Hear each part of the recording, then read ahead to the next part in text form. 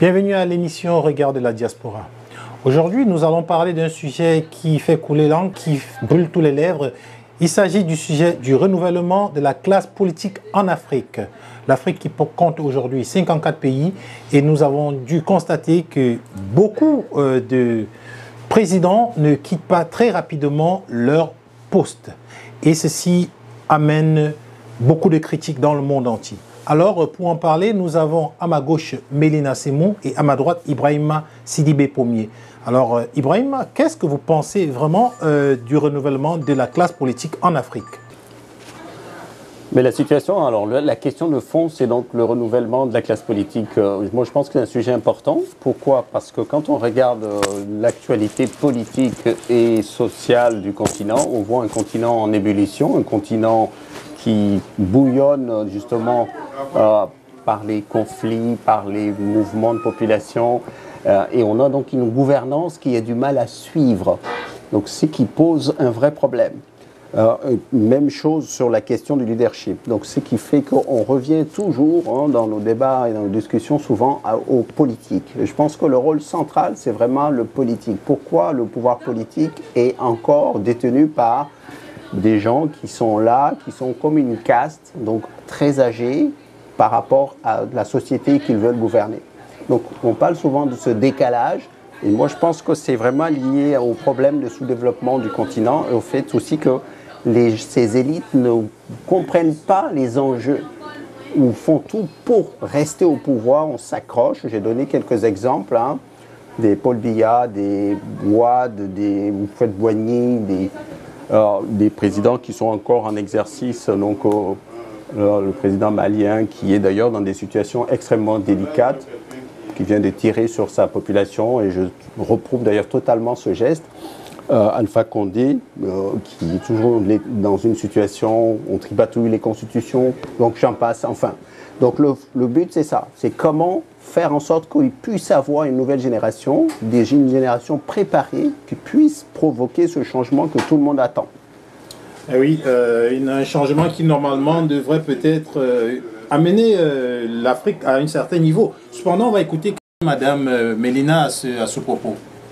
Bien sûr, l'Afrique, c'est un continent qui est jeune, tout le monde le sait. 40% de la population africaine sur le continent a moins de 20 ans. Donc il y a souvent ce conflit de génération.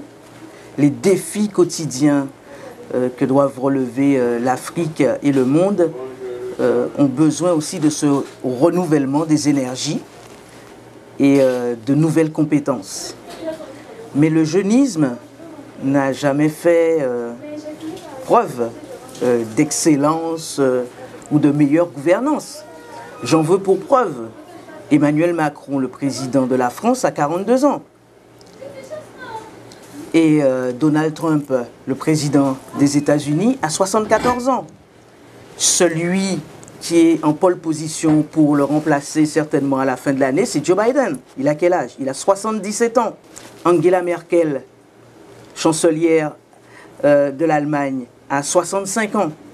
Donc en fait, quand j'entends Ibrahima dire que, bon, voilà ce qui se passe au Mali, bien sûr, c'est une réalité. Jamais on a vu des retraités autant dans la rue que sous la présidence d'Emmanuel Macron.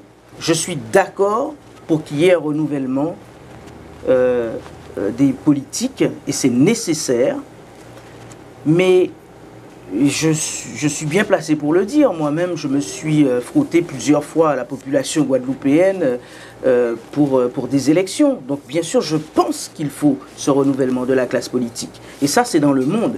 Mais il faut faire très attention. Si on me garantit que cette jeune génération qui veut accéder au pouvoir, somme toute, c'est légitime.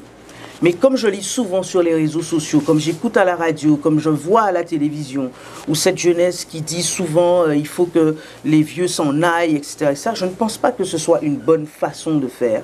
La jeunesse africaine, tout comme celle qu'on peut mettre en relief par rapport à la jeunesse haïtienne, justement, il y a un sociologue qui a fait récemment un très bel article où il disait que la jeunesse haïtienne n'était pas prête pour pouvoir accéder au changement, et il expliquait par A plus B pourquoi. parce que cette jeunesse-là, et donc on pouvait reprendre les mêmes éléments et parler de ces mêmes éléments pour la jeunesse africaine dans les différents pays. Si cette jeunesse qui veut lutter contre la corruption, qui veut lutter contre les vieilles pratiques, qui veut lutter contre les vieux loups de la politique, reprennent les mêmes schémas, donc ça veut dire qu'il faut qu'ils puissent se former. Et pour ça, ces jeunes-là font partie des partis politiques, des personnalités qui sont au pouvoir, et le seul but de ces partis au pouvoir, c'est de rester au pouvoir. Donc, il faut faire très attention à ne pas rentrer dans cette notion d'agisme pour dire qu'on va virer les vieux et on va mettre des jeunes et que les pays africains iront mieux. Je ne partage pas cet avis-là et j'ai cité quelques exemples tout à l'heure. Ouais, c'est vrai que ces exemples sont assez parlants par eux-mêmes. Cependant, si l'Afrique compte un jour prendre vraiment une place importante, une place décisionnelle dans le monde, c'est certain qu'il faudrait penser à renouveler son statut. J'aimerais savoir avec vous, Monsieur Ibrahima, c'est un manque d'intelligence, un manque de leadership qui enterre vraiment ce manque de reprise de la main, du flambeau? Mais non, moi je pense justement que c'est parce que le système est verrouillé. Si justement ces présidents autocrates, ils verrouillent le système, ils verrouillent le contrôle de l'appareil étatique, ce qui fait qu'il n'y a pas d'échappatoire. Donc on a une société qui se coupe des dirigeants et ces dirigeants continuent par la corruption, par le népotisme à engranger des ressources et puis ils vont ensuite placer ces ressources dans leurs enfants qui reviendront prendre le relais. Et c'est ça qu'il faut arrêter, qu'il faut casser ce système-là. Sinon, on ne peut pas avoir de démocratie, on ne peut pas avoir d'élections transparentes, on ne peut pas avoir souvent même de paix.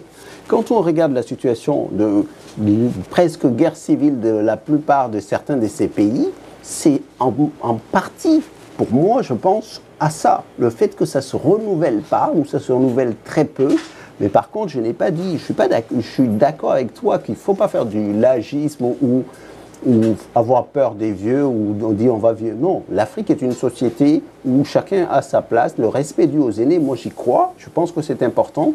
Mais par contre, je dis simplement, les défis sont tels aujourd'hui pour le continent et pour sa jeunesse qu'on ne peut plus faire l'économie de s'y intéresser. Et un des leviers, c'est vraiment sur la gouvernance et ça peut se décliner dans tous les échelons, que ce soit dans les partis politiques. C'est sûr que les partis politiques, quand on voit comment ça fonctionne, les jeunes accèdent très difficilement aux postes importants. Donc ce qui fait qu'ils sont là simplement pour coller les affiches, pour porter les pagnes pendant les campagnes, mais alors qu'on peut former aussi à des gens à prendre le relais et à former une relève. Et c'est ce qui ne se fait pas parce qu'on est dans un système que je dis verrouillé. Tu as pris l'exemple de la France, c'est sûr que ce n'est pas les mêmes situations. Moi, ou les États-Unis, les grands pays développés, ils ont une vraie société civile. Donc des sociétés civiles qui fonctionnent en dehors de la société politique. Ce qui fait que même si tu as un président jeune qui arrive, ben, ce président, il ne peut pas, simplement parce qu'il est jeune tout seul. Il y a tout un appareil, tout un système qui est là et qui fait que quelquefois, il ne peut pas faire autrement. Et c'est ça aussi que je veux qu'on comprenne dans le cas africain, que nous, on a une chance extraordinaire d'avoir cette vitalité avec une population jeune. Il suffit de voir les chiffres de l'exode, ce qu'on appelle la fuite des cerveaux, pour se rendre compte du gâchis. Les gens qui sont formés, ceux qui ont la capacité à aider, ils sont obligés souvent de s'exiler. Pourquoi? C'est parce qu'ils ne trouvent pas. Aucune de leurs demandes minimum ne sont pas respectées sur le continent. C'est pour ça qu'ils sont au Canada, en France, où ils sont souvent d'ailleurs, travaillent dans des conditions sous-évaluées. Que direz-vous à propos de cette défense assez... Alors ce que je dis en fait, Ibrahima, c'est-à-dire que nous sommes d'accord qu'il faut le renouvellement de la classe politique, que ce soit dans les pays d'Afrique ou ailleurs dans le monde. On sait combien je suis attaché évidemment à l'apport de la diaspora pour faire que le continent africain soit un continent qui soit vraiment fier de tous ses enfants, où qu'ils soient. Et je crois beaucoup en l'apport de la diaspora, je ne cesse de le répéter évidemment, pour que ce continent-là puisse revoir tous ses enfants réunis. Alors, cette notion de fuite des cerveaux, moi, je ne dis plus ça. Il fut un temps où je le disais, la fuite des cerveaux, je ne dis plus ça, l'histoire de la fuite des cerveaux. Les gens vont, le monde est ouvert à tous. Donc, on va là où on se sent bien, on va là où on peut exploiter son potentiel, son talent, etc., etc. Quand bien même effectivement les gens partent, il y en a beaucoup qui ont le désir de retour. Donc chacun peut évoluer à petits coups là où il se trouve. Pour revenir sur l'aspect purement politique, c'est vrai que on parle de ceux qui sont à la tête des États, mais il n'y a pas que ça. Il y a des jeunes députés, il y a des jeunes maires. Alors, est-ce qu'aujourd'hui, les partis politiques des chefs d'État en place sont des cas d'école pour permettre à la jeune génération de se faire une opinion politique et de travailler sur des projets politiques, des projets de développement pour leur pays et à l'échelle de l'Afrique?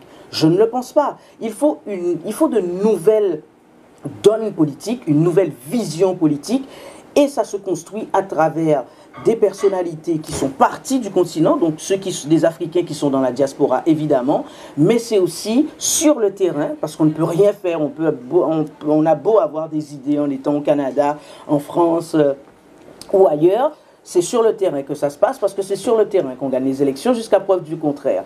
Donc il faut qu'il y ait des jeunes, une jeunesse qui soit formée, avec aussi les aînés, ceux qui ont une vraie expérience politique pour expliquer les contextes et les enjeux. Moi, je dis de nouveau qu'il est important de faire attention à l'agisme, qu'il est important de faire attention à ce jeunisme, à tout va. Oui, l'Afrique est jeune, l'Afrique a besoin de compétences, mais ces jeunes-là ont besoin de se former. Et pour ça, il faut créer de nouvelles structures politiques en dehors des partis étatiques. C'est une chose. Une fois qu'on a dit ça, dans les faits, c'est moins facile. Dans certains pays, tu retrouves jusqu'à 200 partis politiques. Ouais, et qui ne fonctionnent pas en plus. Qui ne fonctionnent pas en plus, qui ne sont pas capables d'envoyer les gens aux élections. Donc c'est chacun qui a son parti politique parce que chacun veut être chef de parti.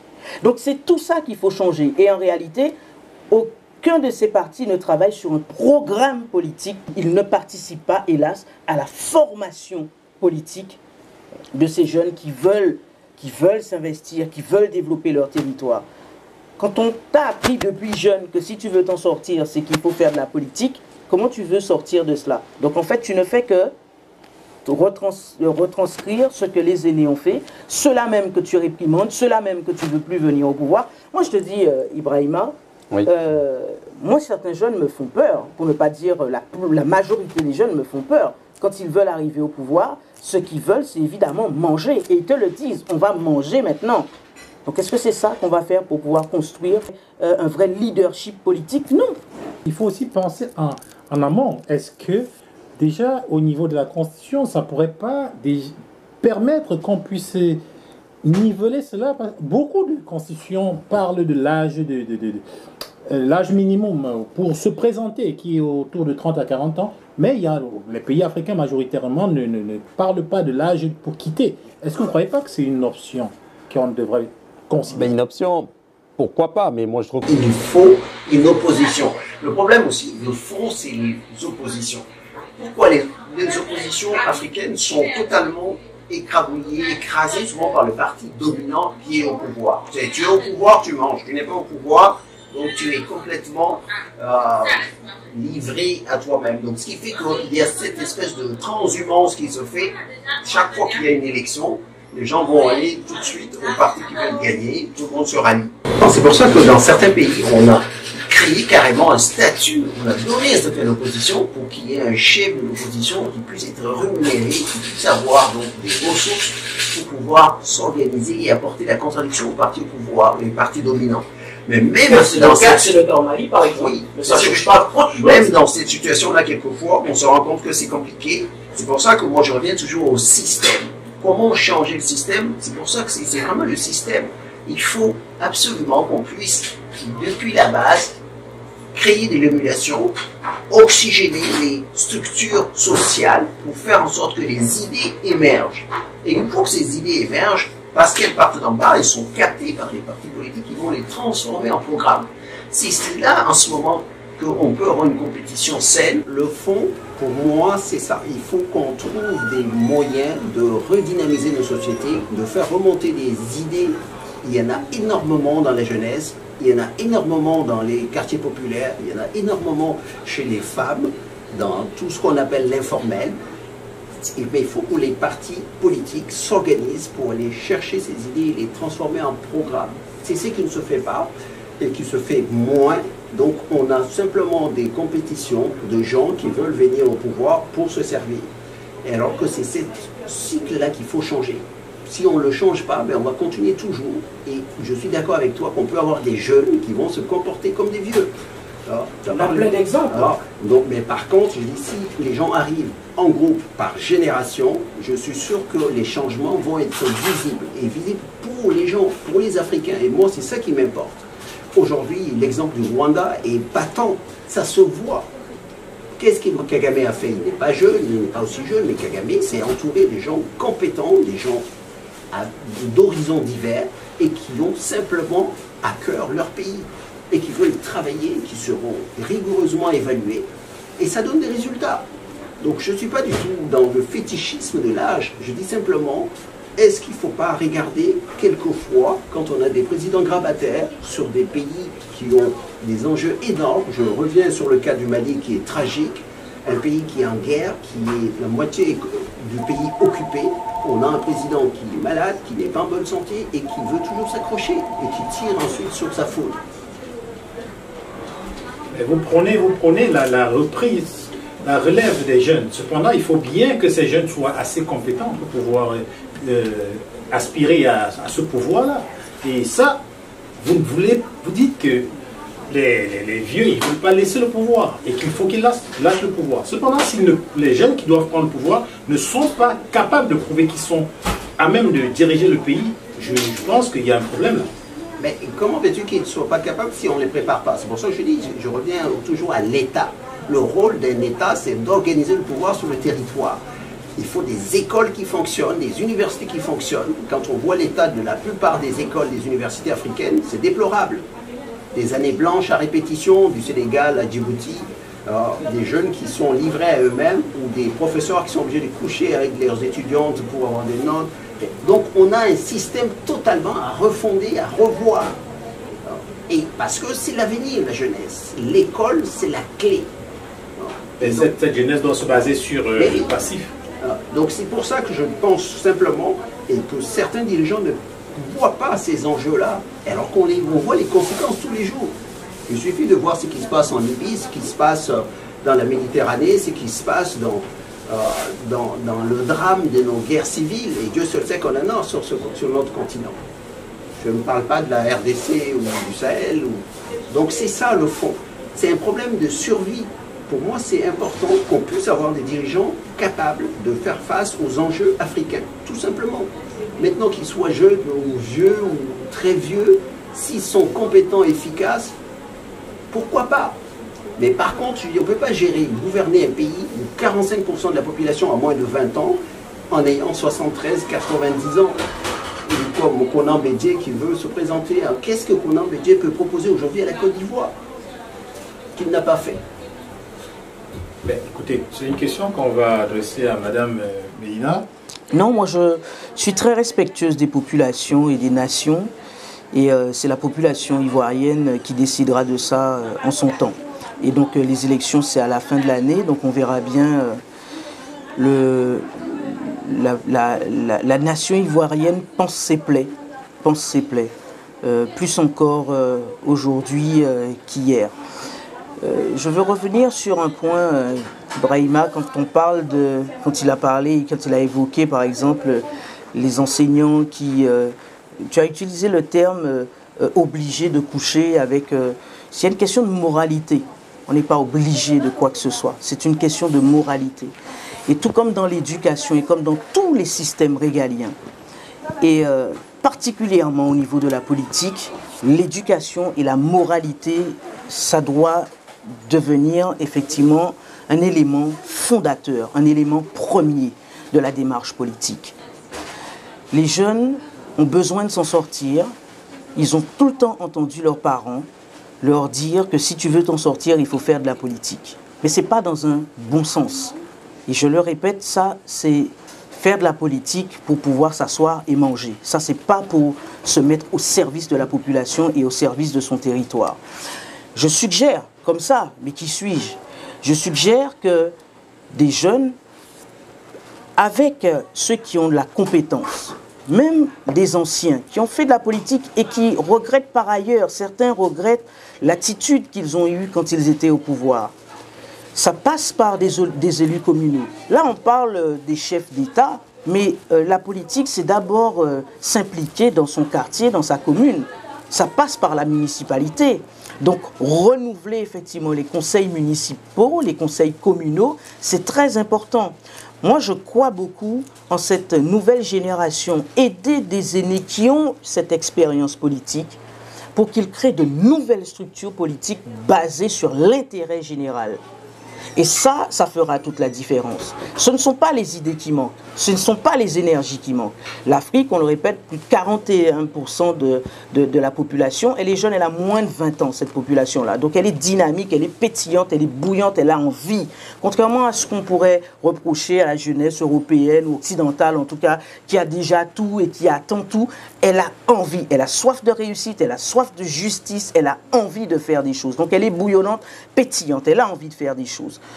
Structurer les partis politiques partout, dans tous les pays, évidemment, mais qu'il puisse y avoir aussi une corrélation continentale. Qu'on puisse retrouver un parti politique qui porte le même nom avec des déclinaisons différentes par pays, qui pourrait s'appeler, je ne sais pas trop quoi, Togo, Bénin, Sénégal, etc. etc. Du RDA. Je pense que ce serait intéressant que la jeunesse puisse créer ces structures politiques qui n'ont rien à voir avec les partis politiques actuels, qui sont là que pour servir ceux qui sont déjà au pouvoir et qui sont des réservoirs à corruption. Il faut changer ça et ça passe par là, créer des structures neuves avec des idées nouvelles, des idées fraîches, évidemment, avec le concours de ceux qui ont l'expérience politique pour pouvoir agir. Et je pense que... Avec quel fonds?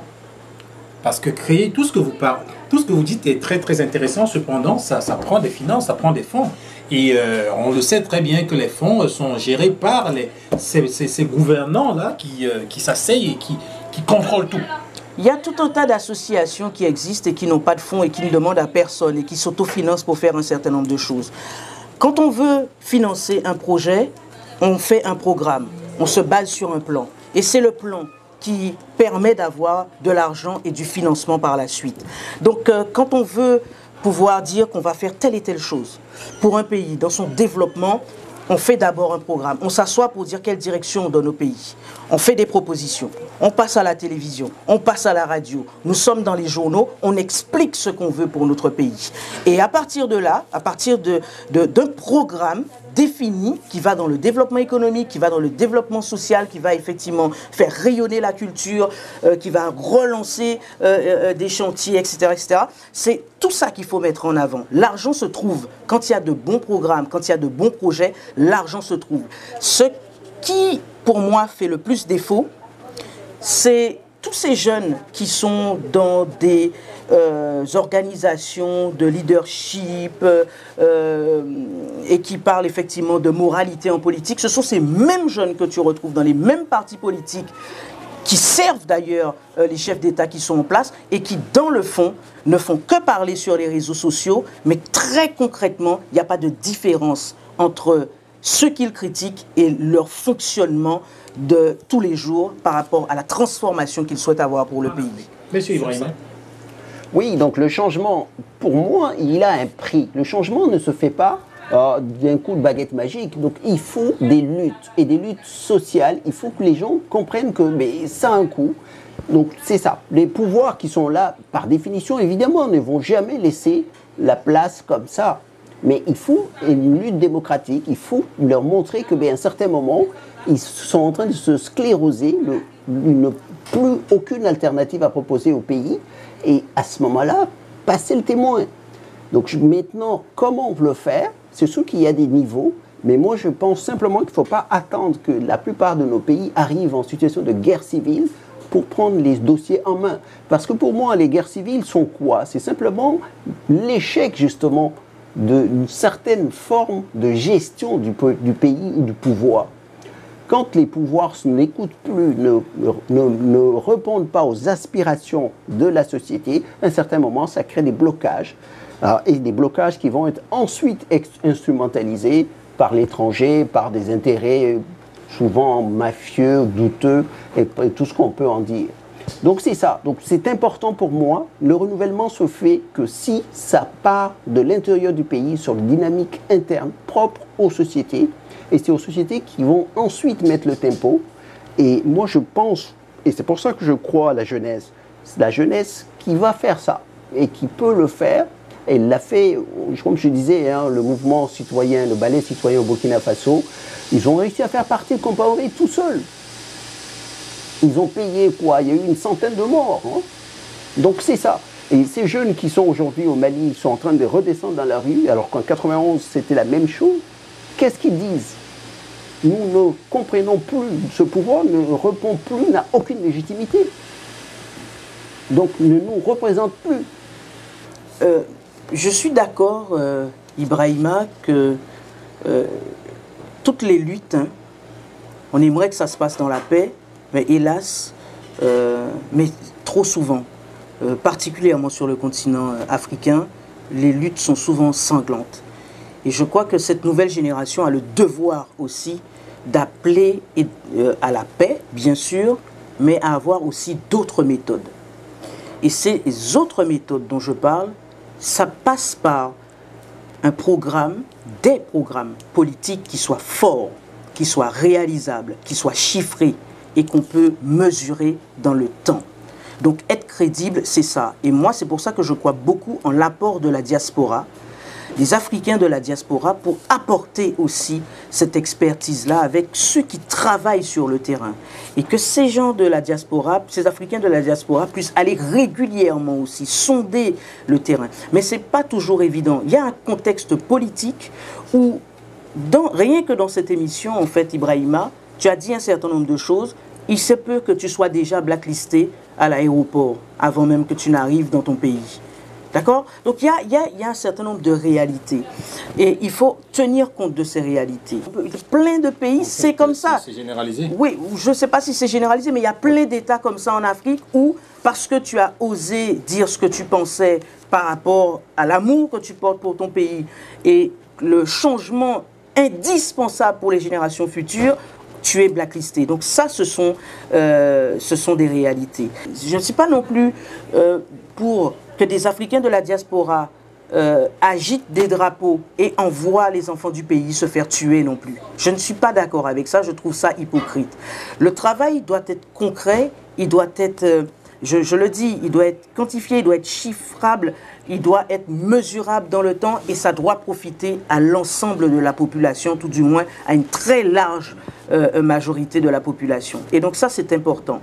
Donc moi, je pense que dans l'idée, les jeunes qui sont sur le territoire doivent penser à des structures politiques indépendantes, avec des programmes nouveaux, une nouvelle façon de penser, basée sur l'éthique, et pas simplement dans les mots, mais que ça puisse se vérifier.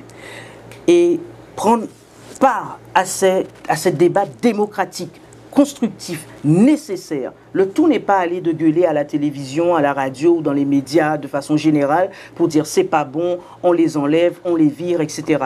La politique, ça commence dans son quartier. Et un élu communal est capable de faire de grandes choses et d'accéder au plus haut sommet de l'État. Donc ça se travaille et je pense que, et tu as donné cet exemple de parti politique qui est parti d'un pays après qui s'est propagé dans différents pays. Je pense nécessairement qu'il doit y avoir une union de ces nouveaux partis politiques qui arrivent avec une feuille de route claire et précise pour pouvoir aller de l'avant. Le pouvoir, il ne se donne pas, il s'arrache. Et pour qu'il puisse s'arracher dans de meilleures conditions et des façons la plus paisible possible, ça se prépare. Et ça se prépare sur le terrain des idées. Ça se prépare sur le terrain des actions concrètes, sur la façon dont on doit gouverner le pays. Oui, j'aimerais bien relancer ce débat en vous amenant sur le point de la formation de toutes ces entités dont vous parlez, ces organismes qui devraient prendre le pouvoir, devraient déjà faire partie de l'organe en place pour se préparer. Moi, je suis convaincu que justement les Africains de la diaspora... S'ils sont déjà dans l'organe en place, ça veut dire qu'ils sont aussi déjà gangrénés. Non, mais alors, c'est-à-dire que on acquiert de l'expérience. On acquiert de l'expérience. Moi, je suis convaincu qu'il y a beaucoup d'Africains dans la diaspora qui, justement, attendent ce changement au niveau, ou en tout cas, cette étincelle constructive, pétillante, qui permettrait à la jeunesse d'avoir une autre son de cloche, de dire « Ah, tiens, voici un groupe de jeunes qui portent une vision éclairée de ce que pourrait être notre territoire demain. » Et je suis convaincu qu'il y aurait énormément de chefs d'entreprise ou même des gens comme ça, des individus lambda qui seraient capables d'envoyer un Western Union, d'envoyer des sous pour dire « Tiens, voilà pour pouvoir construire cette belle philosophie que vous développez, on compte sur vous, on vous fait confiance, on a besoin de résultats et on vous encourage. » Je suis convaincu qu'il y a ça dans la diaspora. Il y en a beaucoup, on en connaît de tous les États, on en connaît du Cameroun, du Mali, de la Côte d'Ivoire, on en connaît dans la diaspora qui font qui donnent de l'argent pour pouvoir soutenir des idées en Afrique. Cependant, c'est les organes ou alors les partis en Afrique qu'ils soutiennent. Est-ce que ça va un jour émerger sur quelque chose de grand? On va sûrement se quitter sur cette question, sur Moi, je le crois sincèrement. Je crois qu'il y a cette génération qui a envie de faire des choses. Je crois aux jeunes de la diaspora. Je crois aux jeunes Africains qui sont dans la diaspora, qui sont pressés de pouvoir intervenir sur le développement en Afrique. Je pense que c'est en train de se faire. C'est pas nouveau en soi, là. C'est juste que nous sommes arrivés à un moment donné crucial pour chaque Africain, pour avoir une autre dimension politique. Et moi, je crois dur comme fer en cette éducation politique. Pas simplement dans les mots, mais tous ces jeunes-là qui parlent à longueur de journée sur Facebook, Twitter, Instagram, de renouvellement de la classe politique africaine, que ces jeunes-là ne soient pas uniquement en train de répéter de beaux mots, mais que ça puisse être une réalité. Je dirais une chose pour conclure, si tu me permets, Florent. Bien sûr. Ce serait effectivement de dire également qu'il faut faire très attention. On croyait beaucoup, après les indépendances, on croyait beaucoup en plusieurs jeunes. Quand ils sont arrivés au pouvoir, eh bien, ils se sont avérés de vrais tyrans. Il faut éviter ça, et ça passe par une vraie éducation, de vraie formation politique basée sur l'éthique, la responsabilité et le développement au service de la population, des populations. Ben, écoutez, on va vous dire...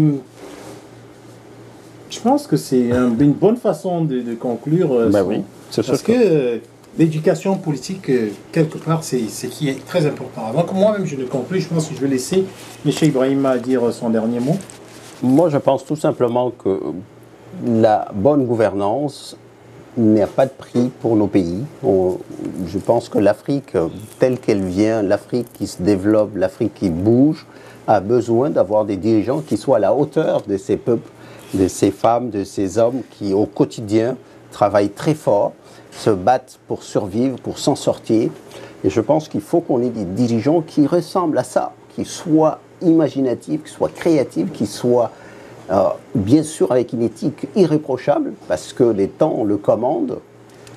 Et c'est ça qu'il faut aller. Et c'est sûr qu'on a quand même des exemples qui commencent à émerger, c'est encore peu, mais il faut soutenir les initiatives qui peuvent aller dans ce sens-là. Et c'est le sens de mon combat et des discussions que j'ai souvent sur ce continent, qui reste pour moi un continent d'avenir, et je reste afro-optimiste. Une dernière question, vous allez répondre par oui ou non.